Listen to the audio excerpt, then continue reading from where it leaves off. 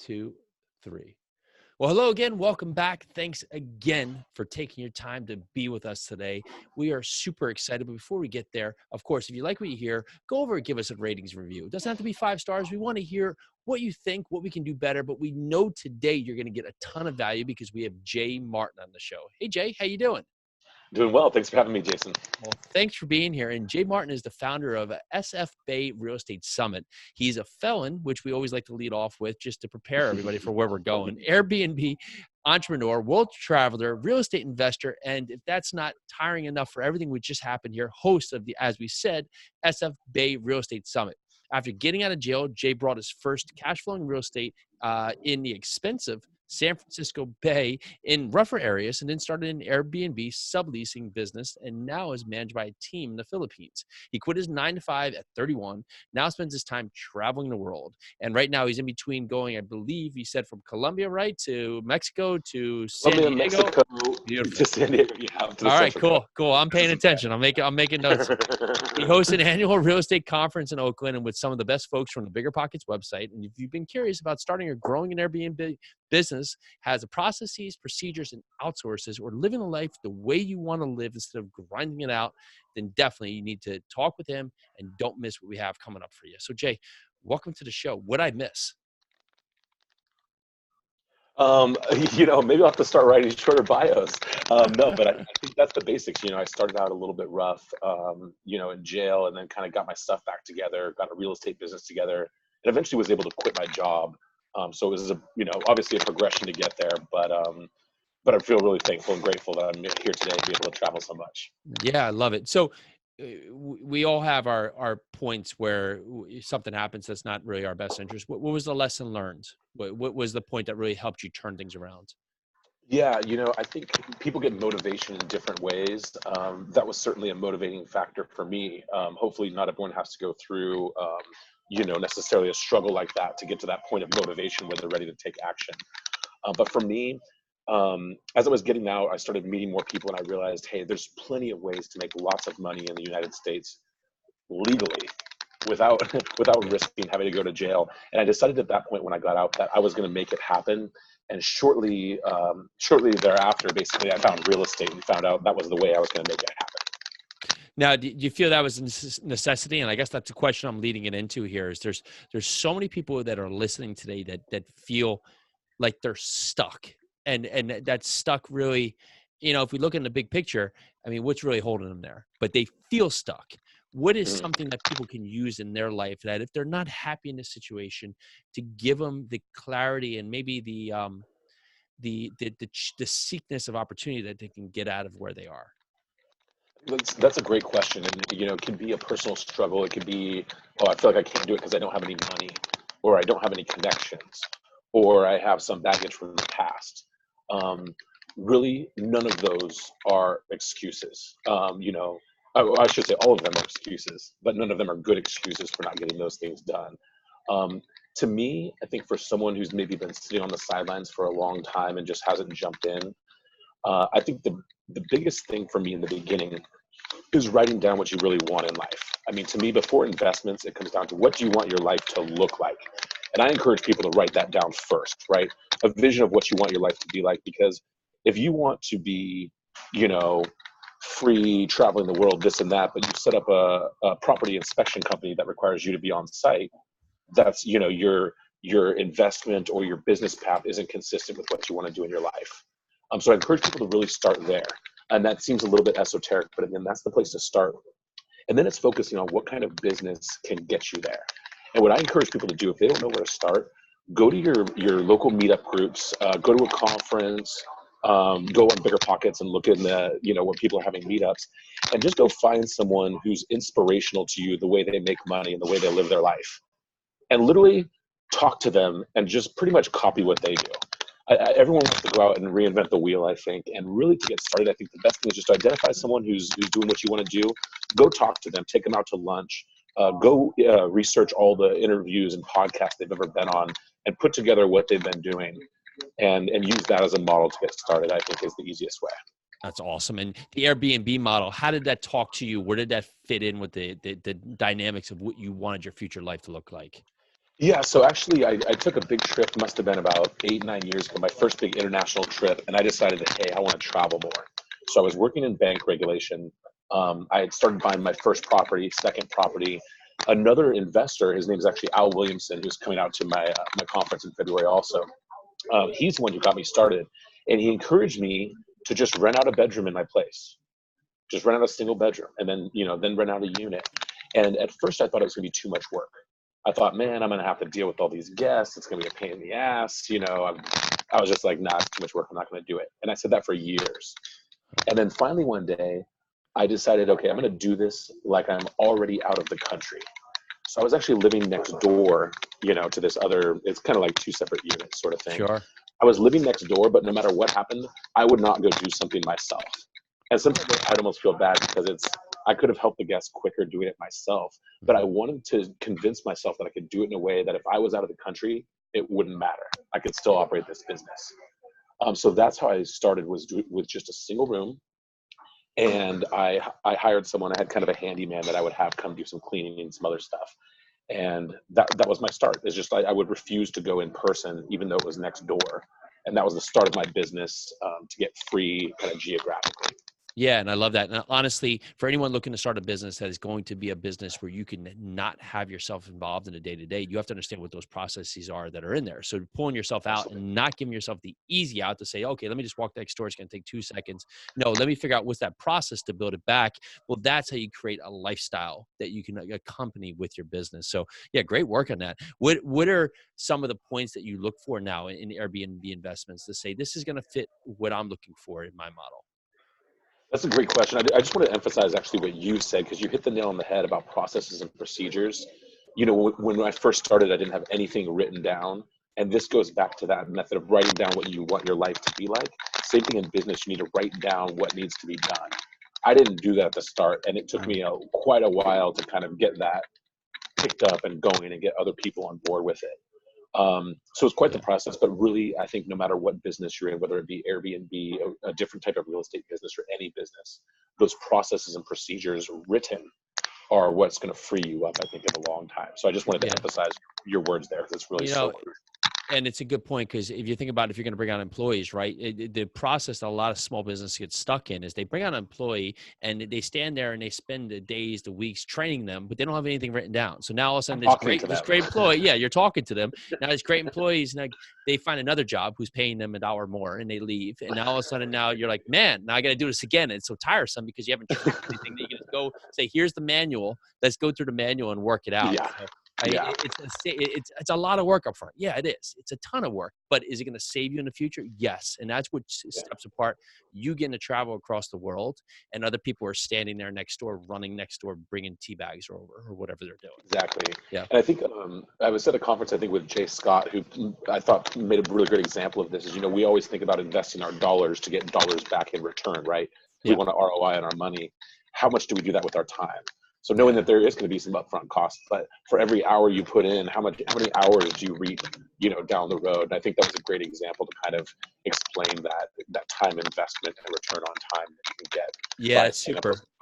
And what I would think is that most people can quantify, like they get to see that number, but they can't quantify the time, right? So it's like, hey, if I was to invest in like a mentor or even the real estate summit, like I could see if I put $5,000 somewhere, like, but I can't see the benefit that comes back.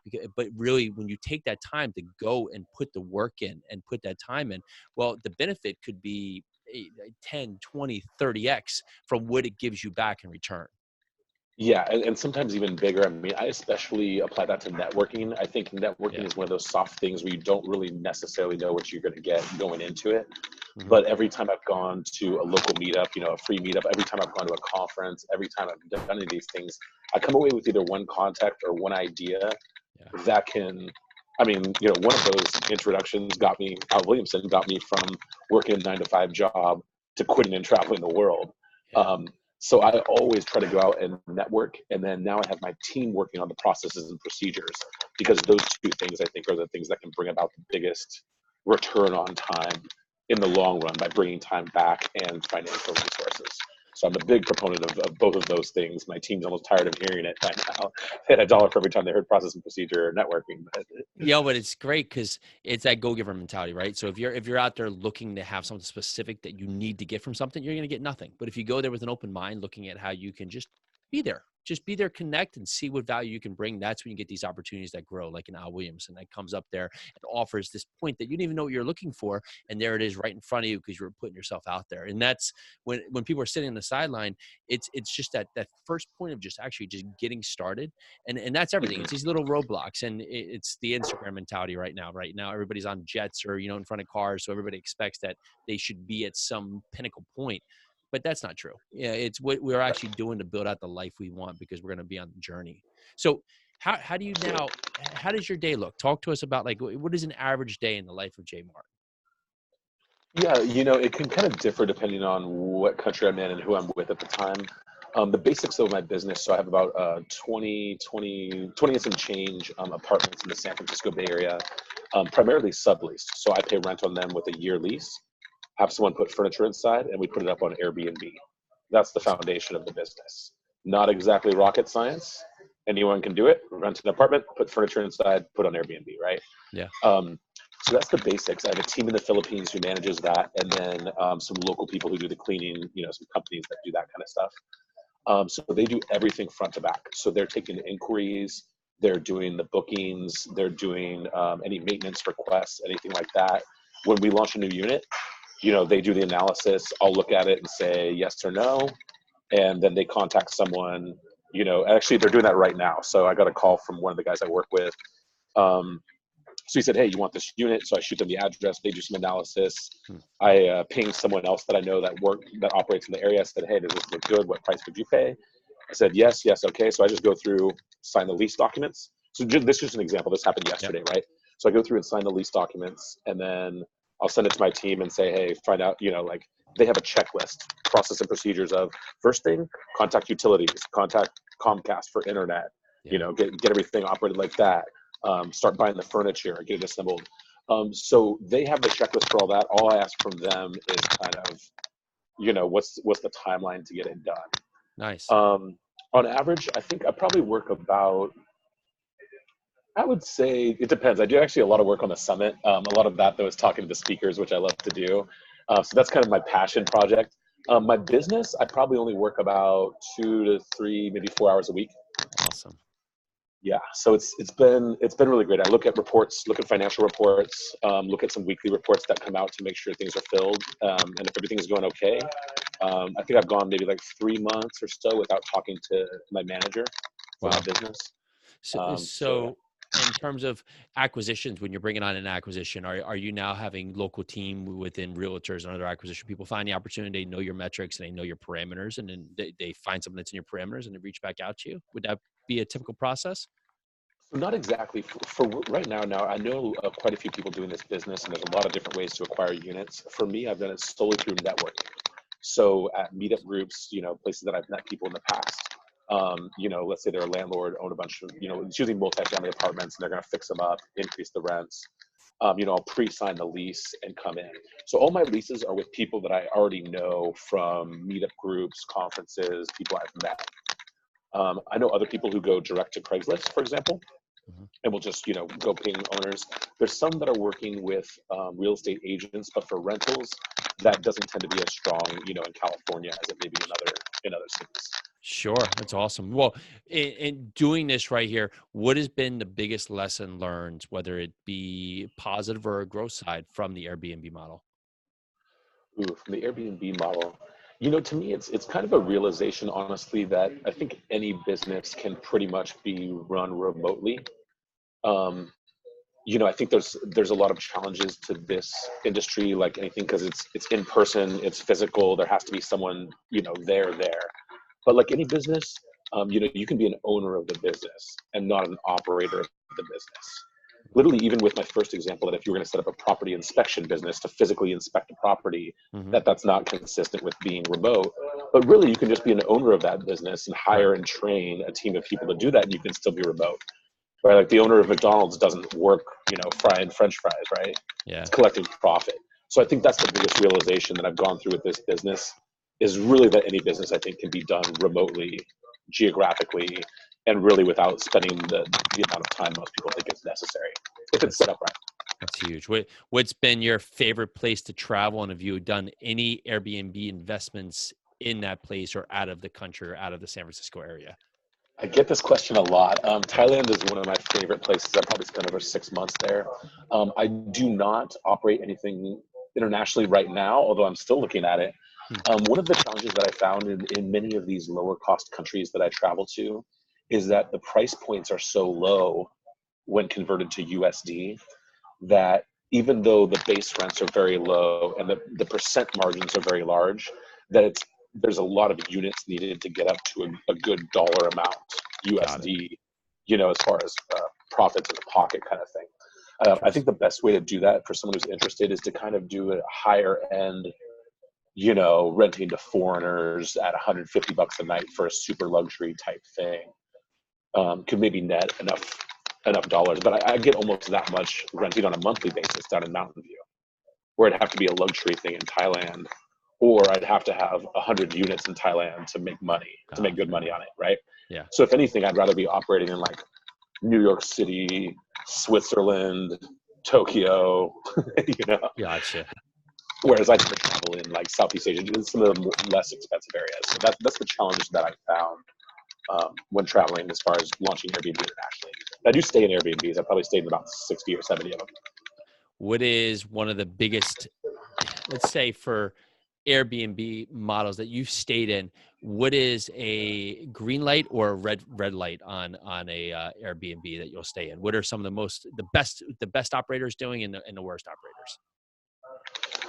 Well, I would say, reviews are always one thing that I'm going to look at. Don't need to be a super host, but if you're below 4 stars, you're somehow giving a crappy experience. Yeah. I like to look for really unique spaces. I like stuff that's either really unique or fantastic view. Yeah. And also I think like local charm is a big thing. Like if I'm staying in Mexico, the last place I picked, it's got all these beautiful, colorful tiles and bright color walls, and it feels like the area that you're staying in versus some of the other like hotels and some of the other spots are just very, very bland, white, same kind of furniture and this and that. To be honest, we don't necessarily capture the best in my business, but I think especially when you're dealing with international travelers for vacation, I think that local feel is a huge thing. I love that. Well, Jay, this has been awesome. So talk to us about, of course, the San Francisco Bay Real Estate Summit coming up. Tell us when it is and how people can find out more about it.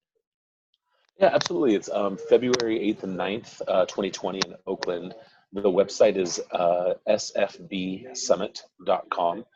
And basically we get together a lot of folks from Bigger Pockets. They actually didn't have a conference for a long time until this last year, so that's kind of why I started it. But we get together a lot of folks from Bigger Pockets, a lot of folks from California, and it's basically just kind of a no-pitch environment to share kind of openly with other investors. I think a lot of conferences, people are just there to like pitch, sell, might be free even, because they're trying to get everyone in the door to sell them everything. So we're trying to kind of take that Bigger Pockets approach of just openly sharing without expectations. And just like you said too, right? When you go out there, you help people, it really comes back around. And I work with a lot of people today that I've invested with that originally came to me for advice on something that I knew, and I've been able to come back around and get a lot from them also.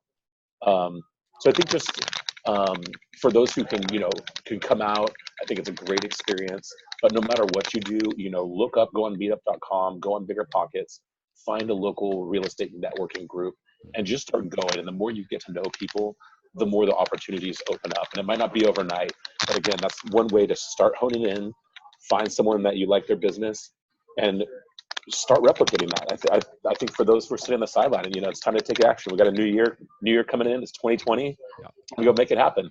Good. Well, Jay, I've super appreciated your time. I love the approach of finding what you want and then find the business going to align with it, talking about the systems and the processes and everything that builds out there, using the giving approach first and finding how you can go out there and just network, just to communicate, because that can open up so many doors. So awesome job. Continued success to you. Safe travels. And thanks so much for coming on the show. Thank you so much, Jason. I appreciate it. Thanks for having me.